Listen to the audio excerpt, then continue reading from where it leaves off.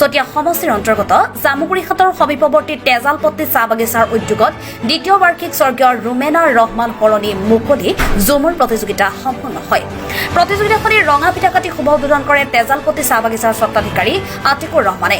কুৰিৰো অধিক দলে অংশগ্ৰহণ কৰা ঝুমুৰ প্ৰতিযোগিতাখনিৰ মুখ্য অতিথিৰূপে উপস্থিত থাকি চতিয়া সমষ্টিৰ বিধায়ক পদ্ম হাজৰিকাই কয় যে চাহ জনগোষ্ঠীৰ ৰাইজৰ যি গৌৰৱ ঝুমুৰ প্ৰতিযোগিতাৰ জৰিয়তে ঝুমুৰ সম্প্ৰসাৰণ তথা উন্নত মানদণ্ডৰ কৰিবৰ বাবে যি প্ৰচেষ্টা হাতত লৈছে ইয়ে ঝুমুৰৰ আদৰ্শ বঢ়াব আৰু সকলো জনগোষ্ঠীৰ লোকে ঝুমুৰ উপভোগ কৰি উৎসাহিত কৰিব বুলি আশা ৰাখে।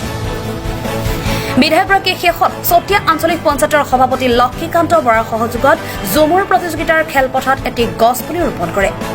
উক্ত অনুষ্ঠানত ইন্দিৰা গান্ধী আদৰ্শ মধ্য ইংৰাজী বিদ্যালয়ৰ অৱসৰপ্ৰাপ্ত প্ৰধান শিক্ষক টংক কুৰ্মীক বিশেষ সম্বৰ্ধনা জ্ঞাপন কৰে। তেজালপট্টি চাহ বাগিচাৰ স্বত্বাধিকাৰী লগতে ইয়াৰ স্থানীয় ৰাইজে যেনেধৰণে আমাৰ ৰুমেনা বেগম কোঁৱৰণী দ্বিতীয় বাৰ্ষিক ঝুমুৰ প্ৰতিযোগিতা পাতিছে তাৰ কাৰণে মই ধন্যবাদ জ্ঞাপন কৰিছোঁ। কাৰণ মানুহক সচেতন কৰিব লাগিব, বৃক্ষৰোপণ কৰিব লাগিব, প্ৰাকৃতিক ভাৰসাম্য ৰক্ষা কৰিবৰ কাৰণে সচেতনতা বৃদ্ধি কৰাৰ এটা পদক্ষেপ লৈছে।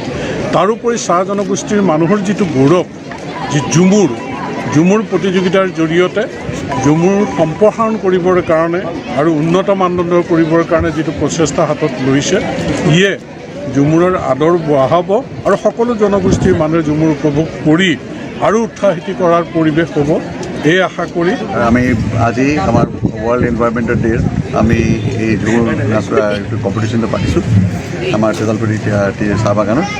আৰু আমাৰ ওচৰৰ আৰু দূৰৰ পৰা বহুত টীম আহিছে, ঝুমুৰৰ টীম আহিছে আৰু এই কম্পিটিশ্যনত আপুনি পাৰ্টিচিপেট কৰিছে, সেইটো আমাৰ বহুত ভাল লাগিছে। এইটো বহুত দিনৰ পৰা চলি আছে আৰু ইয়াতে এটা বহুত ডাঙৰ এটা আমাৰ এই ঝুমুৰ কম্পিটিশ্যন হয়। আৰু তেজালপট্টিত এইটো এটা নাম আছে, এইটো আগৰ দিনৰ পৰা আহি আছে। আমি অপেক্ষা কৰিছোঁ যে আশা কৰিছোঁ যে এইটো ভালকৈ হ'ব আৰু অহা বছৰৰ আহি থকা বছৰবোৰতো ভালকৈ হ'ব। জামুগুৰিঘাটৰ পৰা চন্দন শৰ্মা ৰিপৰ্ট, আছাম নিউজ।